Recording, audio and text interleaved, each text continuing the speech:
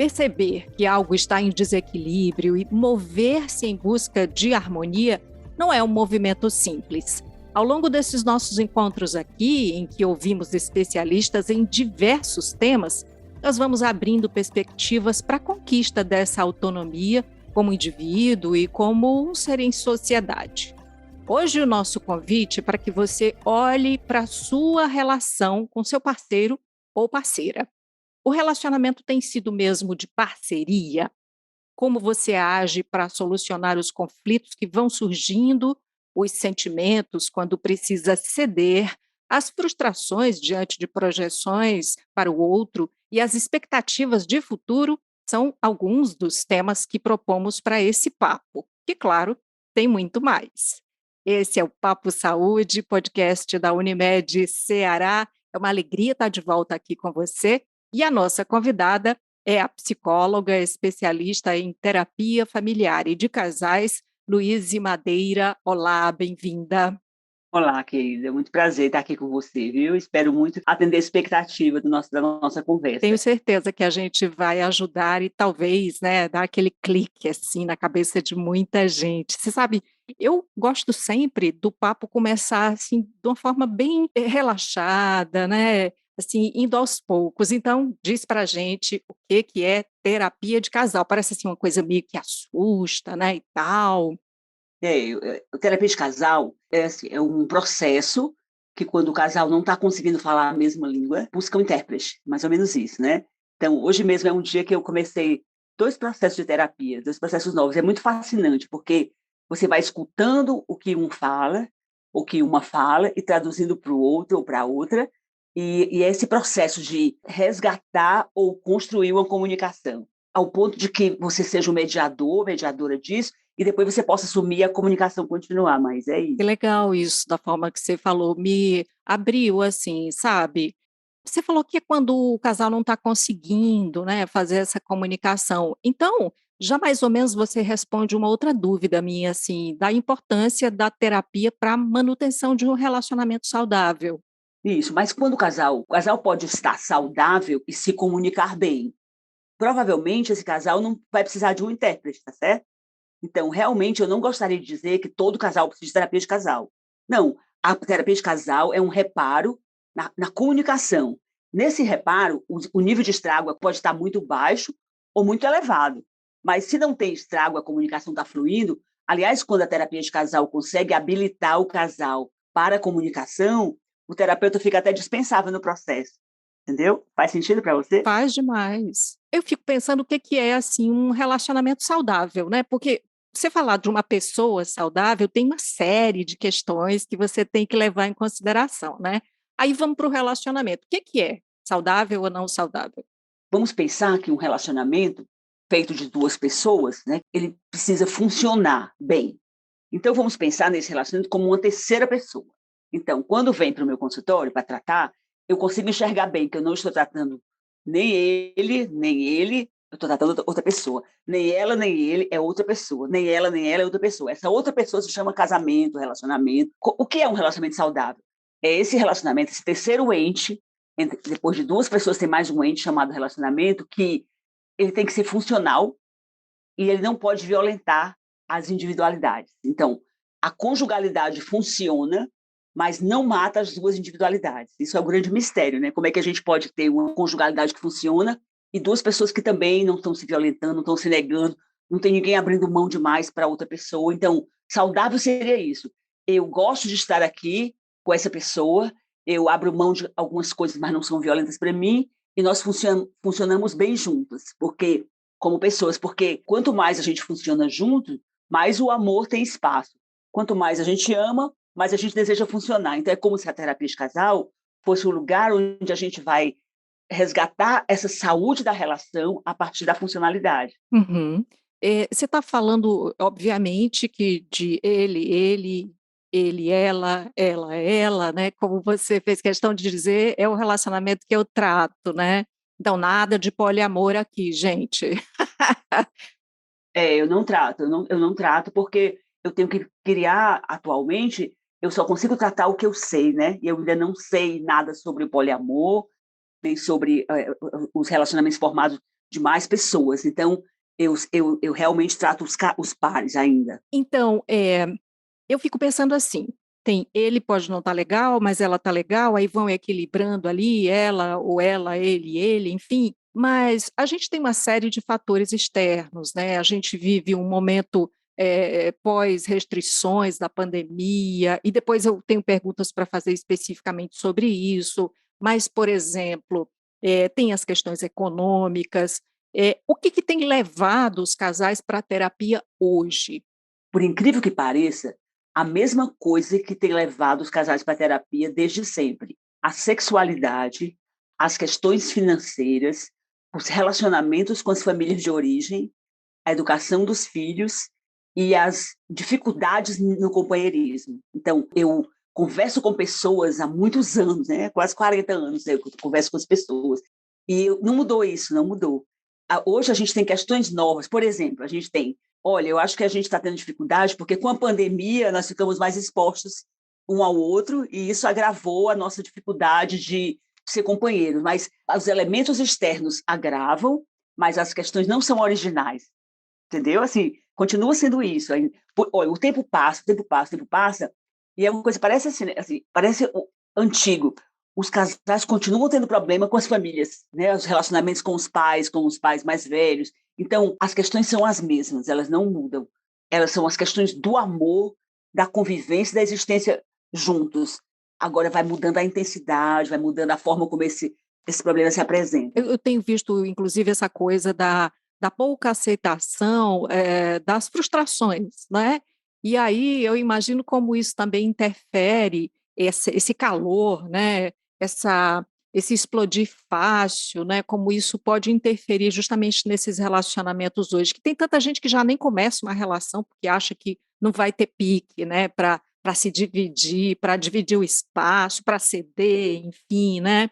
Então, isso também tem chegado, essa forma explosiva, até como as pessoas respondem a determinadas frustrações. Eu acho que sempre chegou a explosividade das pessoas no amor, porque o amor é uma conjunção muito misteriosa, né? Eu costumo pensar assim: nós somos pessoas que precisamos desesperadamente de companhia e desesperadamente de liberdade. Então, né, juntar essas duas demandas internas da nossa alma.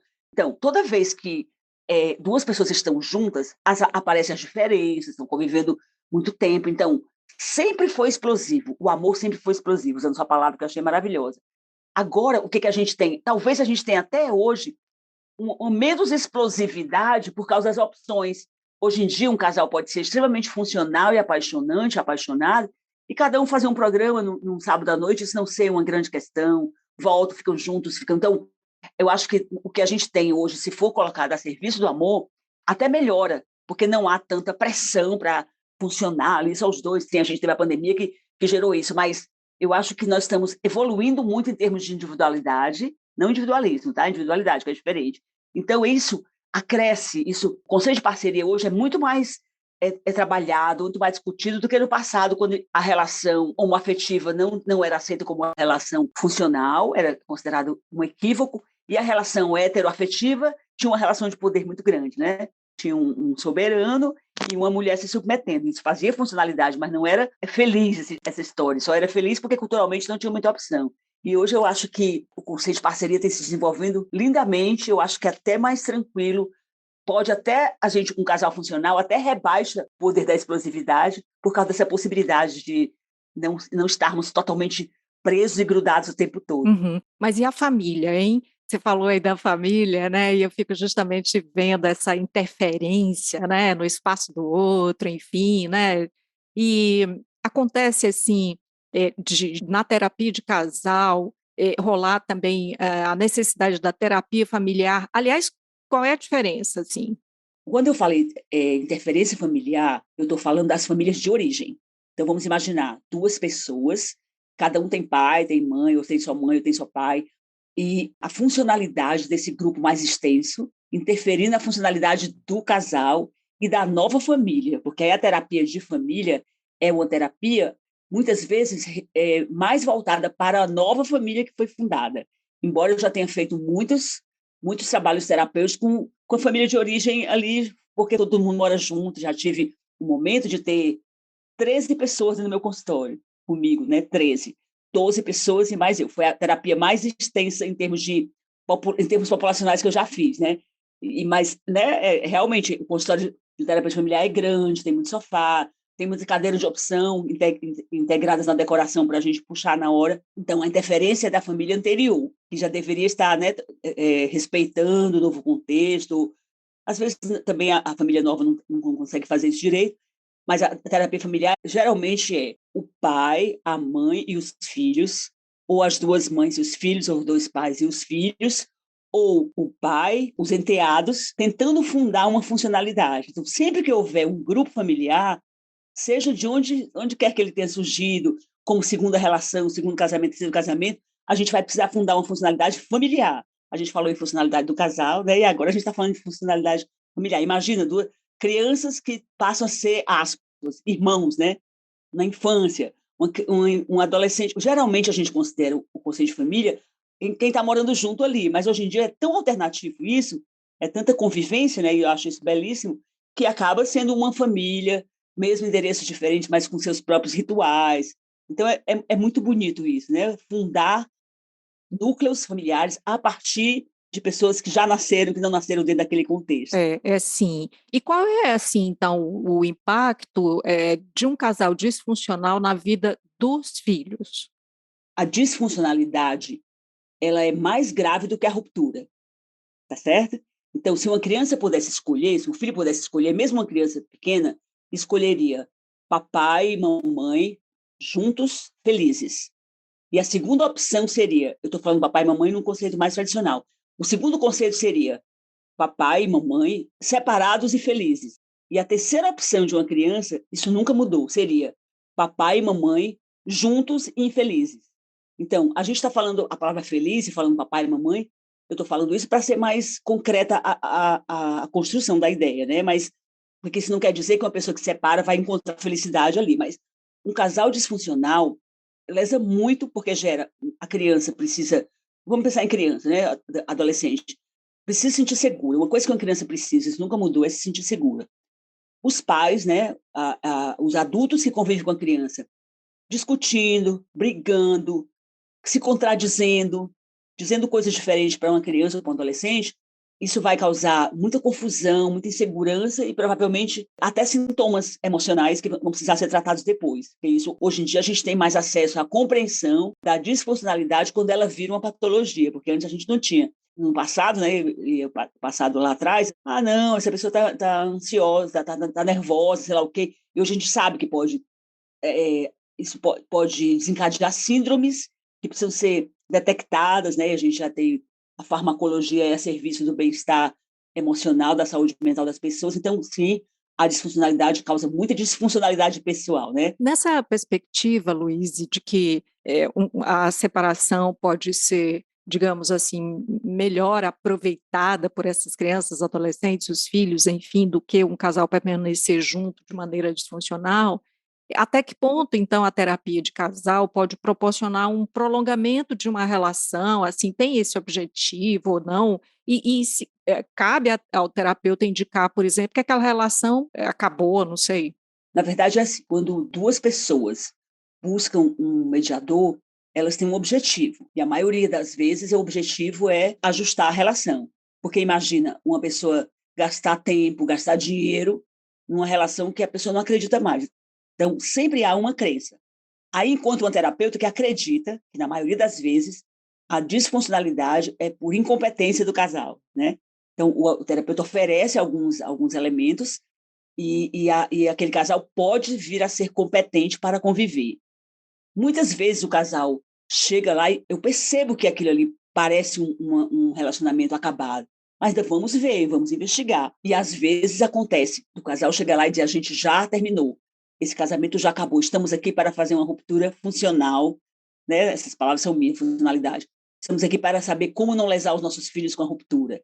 A terapia não tem o objetivo de perpetuar, porque, embora seja o meu viés, eu deixo isso claro, eu tento fazer com que as pessoas enxerguem como seria aquela dupla funcionando diferente. Mas, muitas vezes, fica claro que prolongar é a morte. que prolongar é um conceito tradicional demais. Qualquer coisa, menos a separação. Não. Qualquer coisa até a separação, até a reaproximação, até o reapaixonamento ou até o planejamento de um final daqui a pouco, né? Tem vários elementos também para a ruptura. A ruptura também não é assim, então tchau, né? Não, vamos planejar. Eu gosto muito da ideia, mas de rupturas consensuais. Eu gosto muito dessa ideia, né? Assim como foi consensual o acasalamento, que seja consensual o desacasalamento para se combinar direito o que vai se fazer com essa ruptura. Nossa, tão maduro isso, né? É maduro, né? Parece, né? Agora, você sabe, Luiz, você falando tudo isso aí, eu fiquei imaginando aqui aqueles vários sofás que você falou, assim, então eu tenho vontade de colocar uma lupa, assim, aquela coisa da brechinha que você dá, né, uma coisa meio BBB. Como é que a terapia de casal acontece na prática, né? Como é que o profissional conduz esse processo, assim, enfim. Eu estou bem ainda marcada pela terapia online. Eu ainda não voltei a atender presencialmente. Eu pretendo voltar em agosto, se o curso das questões sanitárias continuar assim. Porque eu fiz uma escolha. Eu estou atendendo há 2 anos e meio, praticamente, desde o começo da pandemia, online. Então, por quê? Porque eu fiz uma escolha. Como eu sou muito criteriosa e fui na pandemia a respeito das padrões sanitários, eu não quis atender ninguém. Eu tinha que atender à distância mesmo. E agora as pessoas, por que você não voltou ainda? Porque eu não quero atender as pessoas usando máscara, nem eu, nem elas, ok? Porque a terapia, ela tem uma intensidade, a terapia, principalmente terapia de casal e terapia de família. Então, as pessoas choram, tem um fator complicador. Então, quando eu me senti, eu pretendo que eu me sinta segura depois dessas férias de julho, vou tirar um dia de férias e voltar, as pessoas chegando lá, a gente consiga presencialmente fazer esse movimento, a dinâmica. E mesmo online, hoje tive uma experiência sensacional, assim, vou citar porque não fere a minha ética citar. O casal me colocou na televisão. Aí eu perguntei, estão me vendo bem? Eles estavam sentados no sofá da casa deles, ok?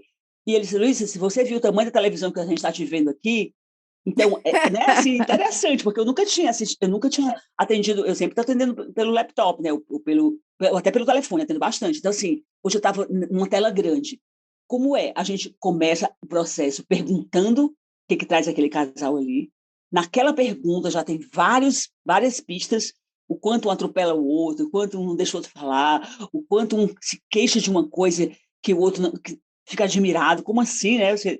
Então, já temos pistas. Aí a gente vai capturar quais são as insatisfações, literalmente, textualmente. Eu gostaria de mudar isso. E aí já começa, como nós estamos conversando aqui, nós nunca tínhamos nos visto antes, vamos conversando, eu vou apontando. A terapia de casal ela tem que ser um processo muito inteligente, porque você está capturando duas pessoas e você não pode se perder em capturar duas longas histórias. Porque essa é outra questão, né? Todo mundo pensa assim, mas eu estou aqui com a minha história, porque quando eu era criança e minha mãe... É verdade, você tem a sua história, mas se você quiser colocar a sua história junto com outra história, dentro da história, a gente não vai ter funcionalidade. Então, o terapeuta vai capturar o que dessa história, que não vai ser contada detalhadamente, o que interfere, e a gente vai captando. E a gente termina, são 50 minutos de sessão, né? E a gente vai pegando as coisas. Eu fiz um atendimento hoje sensacional, e também vou contar porque não fere a minha ética. Eu estou atendendo um casal totalmente a sessão em inglês. É a primeira vez que eu faço um atendimento totalmente em inglês, né? Então, assim, essa coisa, perceber o que na cultura dele é diferente da cultura dela, né? A linguagem do terapeuta é uma grande questão. Agora que eu fui atender em inglês, eu percebi o quanto a linguagem do terapeuta é uma grande questão, né, no atendimento, porque você faz jogo de palavras, você usa a palavra, porque usou a palavra X. Então, é o tempo todo isso. Você está ali com a sua habilidade de perceber o que é um relacionamento. Aí eu acho que realmente eu não quero fazer isso de uma forma desleal, mas a experiência conta muito, né? Conta muito, porque você se torna uma pessoa que consegue fazer essa leitura da relação, da dinâmica, e você vai intervindo, você vai interferindo, você vai sugerindo, você vai perguntando por que sim, como é que você se sentiu. Você percebeu quando você falou? Hoje eu usei muito essa expressão. Você está escutando o que ele está dizendo, ou o que ela está dizendo, né? Não, estou escutando, não. Está escutando. Você... Então, isso, a terapia também é esse lugar de escuta, né? Não sei mas se ficou, assim, ficou muito dado de uma vez. Ficou muita informação? Não, não, deu para entender, assim, como é que é o processo. Mas eu tenho, assim, uma curiosidade também em relação ao tempo. Quanto tempo, em média, pode durar uma terapia de casal? Ou claro que vai depender de casal para casal, de história para história, mas tem, assim, uma média, você já pesou isso? Não tem média, não tem média, porque assim, o terapeuta tem que perceber muitos elementos, tá certo? Então eu vou te contar uma história super bonita de um casal que ia se mudar para o Japão, brasileiros, e assim, Luiz, a gente está aqui para essa consulta, e essa é a nossa terapia de casal, nós só temos esse dia, só temos essa hora, só temos esse dinheiro, e eu consegui fazer com esse casal, porque eles estavam muito abertos, coisas incríveis. Aí você imagina um casal que está, deixa eu pensar que no máximo que eu acho que um casal já esteve em terapia, um ano, muito tempo, um ano, porque é muito intenso, né, o processo. É um processo diretivo também, né? Assim, não fica muito na subjetividade. Você percebeu que você, quando você fala isso, por que você faz isso? Você está percebendo que você está punindo a outra pessoa? Então, o processo é muito dinâmico. E uma das coisas que a gente faz, o terapeuta faz muito por favor, não falem só aqui na terapia.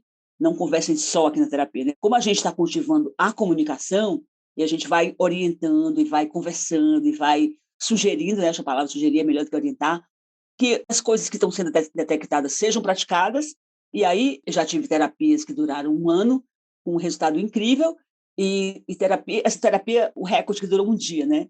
Tem muito isso, né? Hoje em dia eu sou muito boa em terapia de casais estrangeiros, né, que saem do Brasil para morar em outros países, tem todo o processo de adaptação. Estou ficando muito habilidosa com a homoafetividade, que é uma coisa também muito misteriosa. Um homem e uma mulher têm um tipo de relação, dois homens têm outro tipo de relação e duas mulheres têm outro tipo de relação. Não é binário assim a relação homoafetiva é assim, a heteroafetiva é assim, não. Dentro da relação de duas mulheres tem outro tipo de dinâmica, outro tipo de conceitos e de dois homens também. É uma coisa linda isso, né? Você capturar a conjugalidade conceitualmente nessas três vertentes, né? Agora e dentro de cada vertente, as milhões de possibilidades dos casais. Eu estou achando que deve ser lindo, sim. E estou pensando também que, se a pessoa já faz terapia individualmente, esse processo pode ser melhor percebido, não? Ou é impressão minha? Pode ser. Se a gente considerar que cada pessoa está num processo de terapia e vai para a terapia de casal, a gente tem um tipo de situação. Se a gente começa a terapia de casal e um está fazendo terapia e o outro vai começar o processo, a gente pode ter uma grande baguncinha, né? Que a pessoa já está lidando com as mudanças da relação e encarando suas questões pessoais. Mas sim, se duas pessoas vêm mais terapeutizadas, elas têm menos acertos para fazer, porque elas já têm muito autoconhecimento, né? Uma palavra que está sendo muito usada hoje em dia. Eu até uso, que eu acho boa para explicar para as pessoas mais leigas, assim, eu já sei como é que eu funciono. Não, isso aí eu já sei o que me afeta. Então, sim, a gente pode tirar muito proveito das terapias individuais de um casal. E acontece do casal se conhecer, começar um relacionamento e já procurar terapia de casal, assim, meio que de forma preventiva? Acontecia antes, quando era muito marcado o namoro, noivado e casamento. Então, da pessoa ia casar, porque o casamento era uma coisa histórica na vida de duas pessoas, né? Então, Luiz, a gente vai casar. E a gente tem dificuldade com isso que a gente queria acertar isso. Hoje em dia, a conjugalidade acontece nos endereços, né? Quando as pessoas vão morar juntas, nunca uma pessoa chegou para mim e disse assim, a gente está só namorando, cada um na sua casa, e a gente já quer tratar o relacionamento. Isso não. Mas hoje em dia, essa coisa morar juntos é precoce, né? No sentido, não que eu acho que deve ser mais tarde, mas o relacionamento começa e a pessoa já vai pensando nisso. Aí, nesse morar juntos, é que vem as questões, né, as dificuldades da convivência.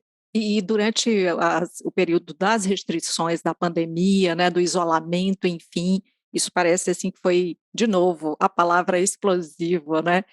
O número de divórcios bateu recorde, por exemplo, em 2021, né? Eu tenho até um dado que é do Colégio Notarial do Brasil, que registrou 77.112 divórcios consensuais, que é o maior da série histórica desde 2007, né? Então essa coisa da convivência mais intensa, né, de certa forma dificultando esse equilíbrio, né? Mas eu tenho uma observação sobre esse dado. Esse dado é notarial, ok? Então, esse dado diz respeito às pessoas que foram a cartório homologar um divórcio.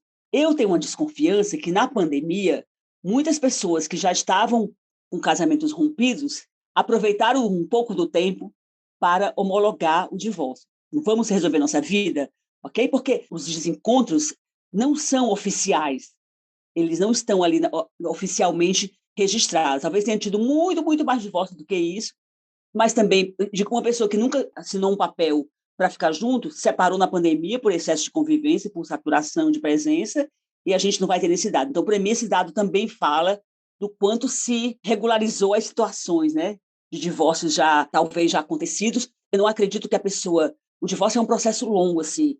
É muito raro a pessoa assim, vamos separar, vamos no cartório, vamos... Não, né, tem toda uma conjuntura, tentativa de resgate, as fases do arrependimento, e da tentativa de fazer a coisa funcionar de novo. Então, acho interessante lembrar isso também, né, que esse dado é o dado oficial, e a gente tem o oficioso, que é um mundo, né, um universo de possibilidades. Bacana você fazer essa avaliação aqui.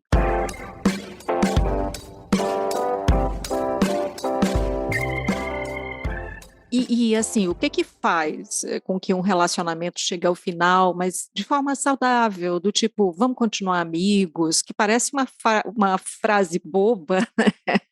Parece uma frase boba, mas é um desafio, né? É, pois é. Eu acho que quando há traição, é quase impossível. A traição, ela causa um impacto muito negativo. Então, quando os casais continuam amigos quando se separam? Quando eles se separaram consensualmente, sem traição. Vamos combinar que é raro, né? É raro. Quando você fala assim, separação, a maioria das pessoas pergunta: aconteceu uma O que traição? que houve? O que que ele fez com você? O que que ela fez com você, né? O que que fez? Exatamente. Então assim, para mim, a amizade, ela vem depois. Por quê? Porque alguém sai da relação, por isso que eu milito pela separação, pela ruptura consensual. Alguém sai com menos vontade de sair do que o outro, certo? Alguém sai acreditando, putz, a gente podia tentar mais. A pessoa que não queria muito sair, tanto quanto a outra, ela leva mais tempo para se curar, para cicatrizar a ruptura, que a ruptura é um processo doloroso. Então, digamos que as pessoas sejam amigas, né, depois de uma ruptura. Aí o primeiro que tiver um outro parceiro amoroso ou uma parceira vai machucar o outro que não está cicatrizado ainda. Então, olha como é complexo a gente admitir. Somos separados, vamos ser melhores amigos? Não dá para ser amigos ainda. É preciso curar as feridas, porque na relação, quando há ruptura, tem muitos machucados emocionais, sim. Mesmo que não haja traição, as pessoas, nós convivendo com qualquer pessoa, temos uma vocação para nos ferir ao longo da vida, né? Então, para mim, a amizade pode acontecer, sim. Eu conheço casais incrivelmente amigos, mas não imediatamente. Alguém vai escutar e vai dizer: olha, eu sou a melhor amiga do meu ex-marido. Eu acredito, mas não é a regra, tá? A regra é primeiro sarar a dor da ruptura para depois se reaproximar em função das crianças, em função de várias questões, mas não é uma regra assim.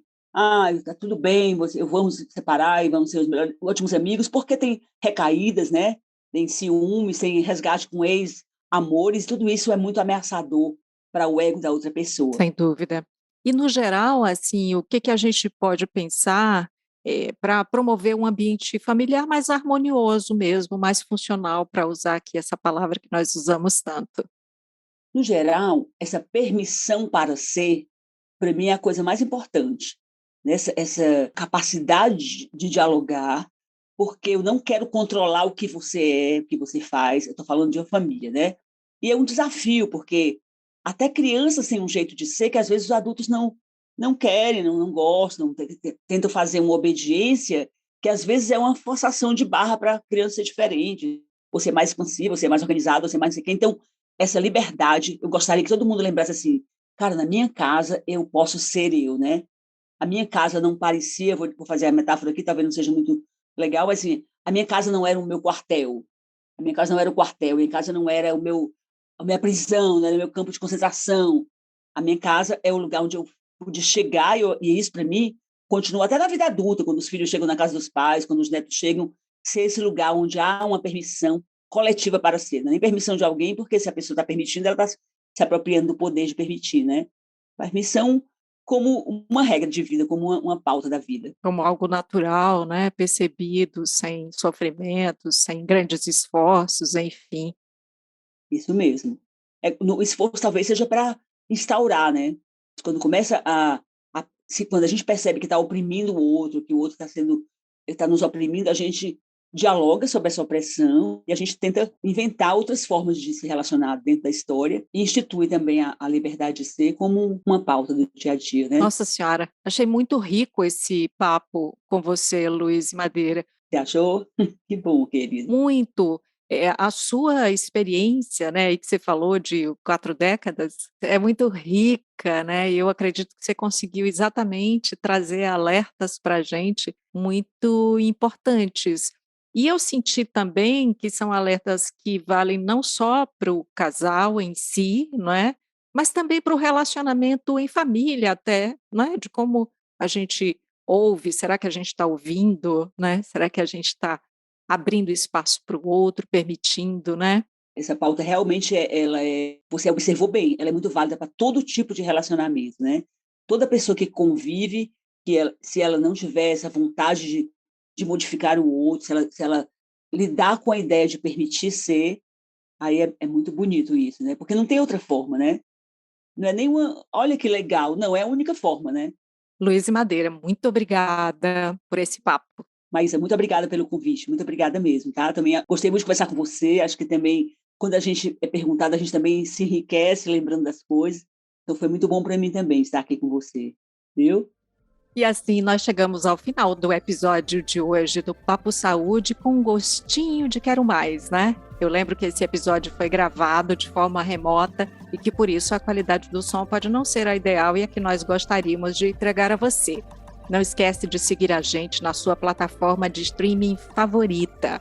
Se você está no Spotify, gostou do episódio? Aproveita para dar 5 estrelinhas para a gente. Classifica o Papo Saúde. Compartilha esse papo com mais gente, faz essa conversa chegar mais longe. Se você está no YouTube, aproveita para se inscrever no nosso canal, assim você passa a receber notificação sempre que tiver episódio novo por aqui. Cuidar de você, esse é o plano. Você pode entrar em contato com a Unimed Ceará pelos perfis oficiais no Instagram e no Facebook ou pelo site, acessando www.unimedceara.com.br. Esse podcast é desenvolvido pela Leme Digital. Até a próxima. Saúde!